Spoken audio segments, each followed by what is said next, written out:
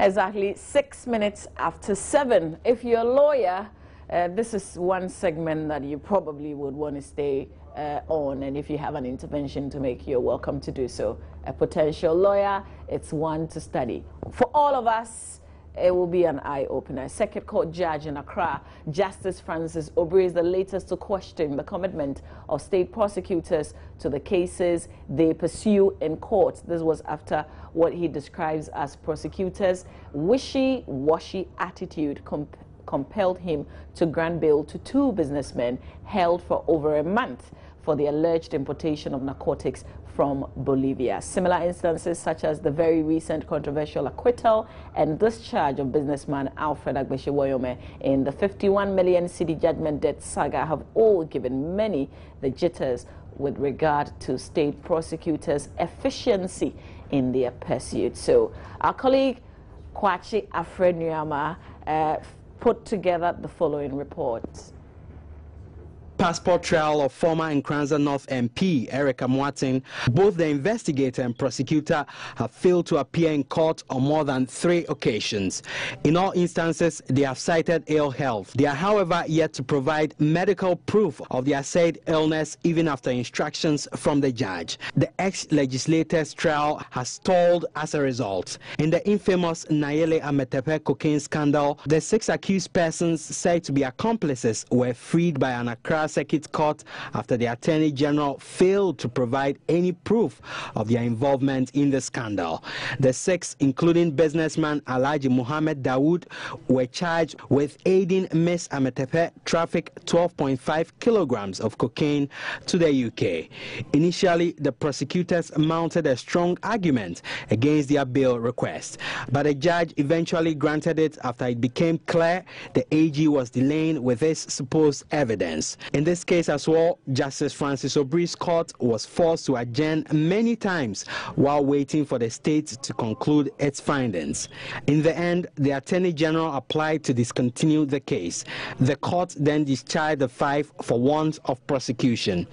On Monday, an Accra Circuit Court granted bail to 2 businessmen facing narcotic charges. In his ruling, presiding judge Francis Obri questioned the facts presented to the court by the prosecution. According to him, quote, the facts did not support the charges. He described the handling of cases by prosecutors as wishy-washy. On Tuesday, an Accra court adjourned a criminal trial of former National Service boss for a 7th time.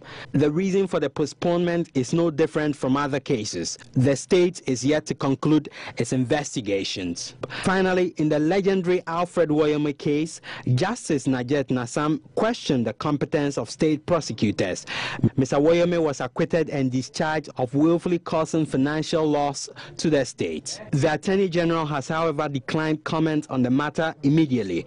The AG is expected to release a statement on the issue later this week. For Joy News, Kwache Afrenuama. All right, now let's zero in onto what happened yesterday. We've all heard that A's broadcaster KKD has been freed. I want to leave the details to Ani Osabote, my colleague who's been following the story all through till yesterday. So Ani, welcome. Thank you. And help us understand the beginning of this whole KKD alleged rape saga. Before we come to that, I was watching you the last time on TV, and I read that you are starved of dollars, so I brought you $1. Oh my God! I can't buy anything with one. I can't even change it. You never know. But thank you. You're most welcome. Now let's get back to the serious stuff. Okay, so where did it start? And I think somewhere last year, December, we were actually on the news. We were working, and then we got a report from somebody that KKD had been arrested and detained the police, airport police. So my first instincts were like, wow, like seriously? So I sat on for like 30, 40 minutes. We did our cross checks and all of that. And then it turned out that yes, it is true, he's been arrested. And then the next thing was, for what? And then they were like, oh, for rape. Oh, rape, KKD raping somebody. It was kind of, it was kind of a bit serious and funny. So we decided whether to go on there with a story or not to go on there with a story. So we kind of did wait a bit. up until we clarified, or we did all the checks, even from the police sources and all of that. And then they confirmed that somebody said indeed they've seen him at the police station and he's still there. So we went on there with that. And then subsequently I spoke to them, his lawyer, and then I sent a video too, who did confirm that indeed he has been arrested, being picked up by the police, and that he was picked up at the African Regent a night before because it was a fashion show. And the particular incident happened. But he maintained that it was a consensual sex they had. So that's how the case traveled. And then went to the magistrate court. But then somewhere around January this year, for example, the lady, the star witness, if you want, for want of a better word, came out to say that she's no longer interested, and that the media intrusion and the fact that she's been discussed on social media, pictures have been splashed across the various social media platforms and newspapers and all of that, kind of make her extremely uncomfortable, and she's not prepared to offer herself more or less like as a meat for journalists and camera people to feast on her flesh, and therefore she was not going to cooperate whatsoever. So the state was kind of left with little or no choice at all. Yeah, but they gave us a lot of hope. Absolutely, after that withdrawal, because there were a lot of options. And for example, like yesterday, when after they dropped the charges against KK, KK was discharged. Let me put it that way, and came out. They issued a circular, and for them, they made mention. They stated that though they are minded by the fact that they could come through different means by trying to subpoena the girl, they are equally aware of the fact that the victim in this instance also had gone through a lot of traumatic experiences already, and it is not the prosecution code that allowed them the opportunity to also empathize with her, because if the lady is saying that she was traumatized and therefore she cannot be present in the court, you ought to respect them. As much as they also recognize that they have the opportunity to still use maybe subpoena to drag her to court, So I saw the bill of indictment myself, and what the girl is said to have told them, they wrote it down, and the witnesses around, and the police report and medical report and the doctors and all of those things. But for KKD's lawyers, they've always maintained that, look, if the star witness says, I'm no longer interested in the case, that ends it. And I remember in one of the proceedings, the lawyer, Tony Forson, made reference to the alleged rape case of Dominic Strauss-Kahn, who was said to have raped a Ghanaian woman in a Manhattan hotel in New York, for example. In that instance, for example, the prosecutors were willing to push for the case. The star witness was around. However, according to the prosecutor's own account, they did speak to the woman 3 different times. And in all of that, her accounts, the first account, the second account, the third one, were not consistent with the facts. And therefore, they felt like it's difficult for them to push through. So Dominic Strauss-Kahn on that basis was left to go. In this particular instance, the woman said, I am no longer interested, I have withdrawn. So for him, he even equated the whole state action to mean a persecution and not a prosecution, because according to him, it is the job of a lawyer to assist the court in arriving at a fair hearing. However, it appears that this time the prosecutors are more or less looking for wanting to KKD to be sent to jail. So, he equated that to mean a persecution and not prosecution. And again, somewhere last week, for example, his lawyers went to court again, first on the ex parte motion, that is ex parte that you go before the court asking for certain document, but you don't, without reference to the other person that you are in court with. So the judge actually asked them to go and come back, by notifying the Attorney General, which they did. And what is that exactly what they're seeking? The lawyers were seeking for now claiming to be compelled to give the medical document covering the medical reform form of the lady, because the report was that when the incident happened, Auckland was the very first place she went, and she was quote unquote managed. And then she was referred to the police hospital. So they need details of that. They also need the police to furnish them with reports that they gathered, that the crime scene, whatever they found, they put a report together. We also need that, because for them, it will help in building their case, for their clients. And the judge did grant that.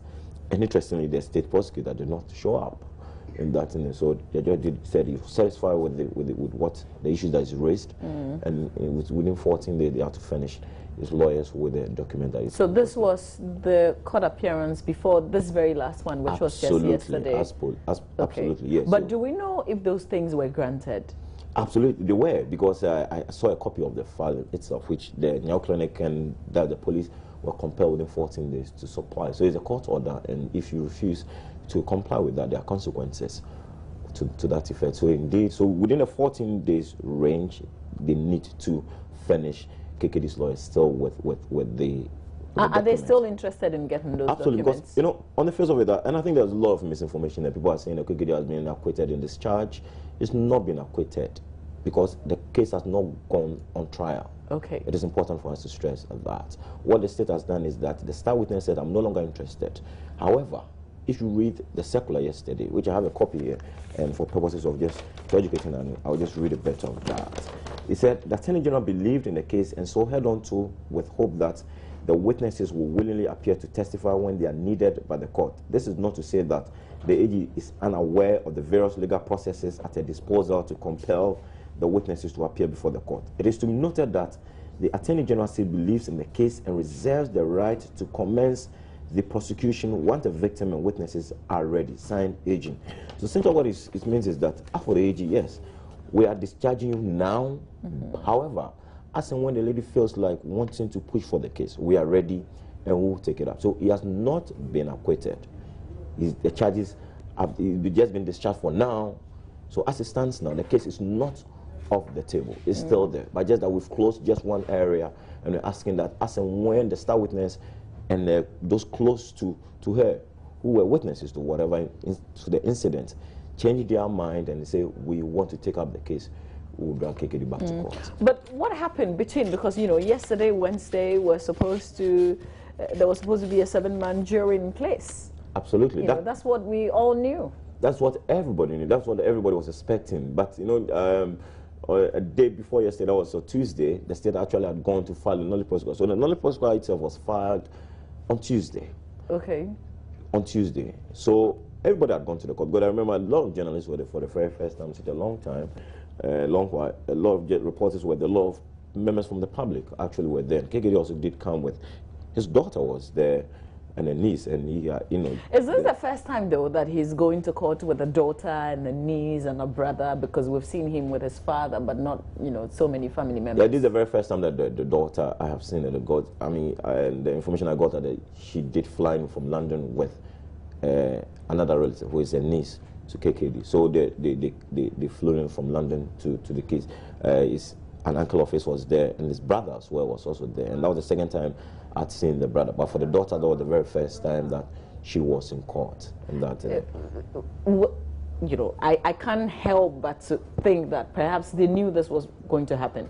I doubt why, because, you know, the lawyer was even shocked because he was prepared to, and he said the thing was, you could have informed us. Because in one of the proceedings that we went to, for example, when the state asked for more time so that they could empanel the 7-member jury to go through that, the lawyer was very furious because if you want to ask for an adjournment, you know, what they do according to him at the bar is that you just pick a phone and call and say, oh, hi, Charlie, sorry, but because of ABC, I'm unable to. So, you know, however, he sat through the night, prepared the document, and so for him, he had come to the court ready to start the trial.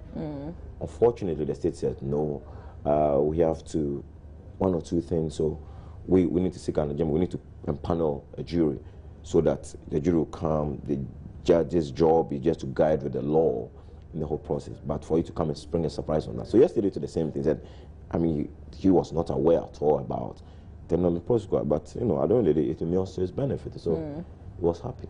Let me just say at this point that we're billed to speak to Augustine Oboa, who is a former state prosecutor. Indeed, he's worked some 10 years at the Attorney General's Department. As and when we do get him, we're going to put him through, because there are some cases that have gone cold that we want to go back to. And sometimes the state prosecutors give us so many assurances. They tell us, oh, even though the witness, you know, even though we don't have enough evidence, we still have a case and we'll still go ahead. And only for us to go the long run, and then this is what happens. And I'm also interested, Adi, in knowing how much, for instance, that we lose because we go to court every day, the cases are called, and then in the end we say we're no more interested. But back to this KKD issue. You've been speaking to the lawyers.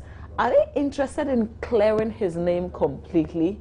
Because it's still not satisfying when they say, when the alleged victim wants to come out, wants to now be a star witness, then the case will come back. So it's not a dead case yet. Are they interested in clearing his name totally? Well, I think it's interesting to say that the person who is more interested in wanting to clear his name is KKD himself. So that is why even from day one he said, look, this is not rape by consensual, because I mean everybody knows KKD, the big showbiz guy, you know, he's been around for such a long time and all of that, and so he's got awful lot of stuff to lose in terms of the image, because now this question that people have been raised, for example, is now, you know, a lot of punches have been unleashed on his image. For example, his image appears to have been battered. So how then does he come back and do that? So for him, you know, it's for him, this whole thing was kind of a huge kind of you know, stuff on his shoulders, because, you know, he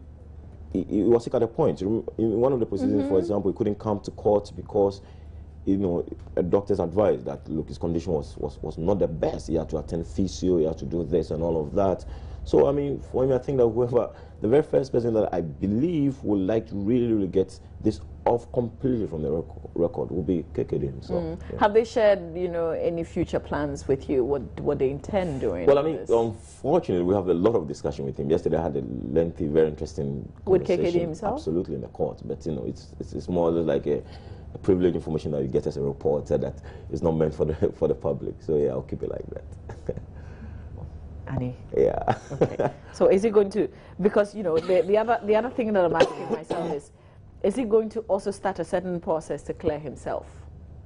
Well, I think I was trying to get that word from the lawyer himself, and, you know, and he will not speak. He will not speak. He said, I mean, they just have to sort of take a back seat and wait for the days to unfold, and then, you know, whatever cards that they have also, you know, somewhere hidden, then they will put them on the table. You know? So I think I'm not too sure what they will come up with, but as and when, you know, they are ready for something, we're also ready to. But hasn't this been swift? This was December and this is April. Yeah, this is April, and yeah, it's been swift, but for it's been kind of a long, torturous road, you know, because, I mean, one morning you wake up the finest, and then the next day you wake up and you have a rape tag on your head, you know. And also, for example, like even the lady involved, one morning you wake up, you're all cheerful and all of that, then unknowingly the first time that people get to know about you or hear you or see your pictures is the fact that somebody is alleged to have raped you. It's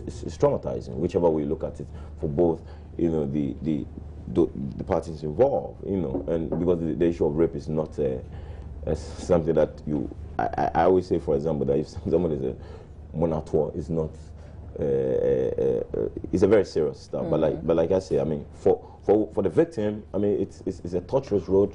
Likewise too for the accused too. So let's talk about the victim now, because we haven't heard of, you know, after that letter that her lawyers issued. That was it.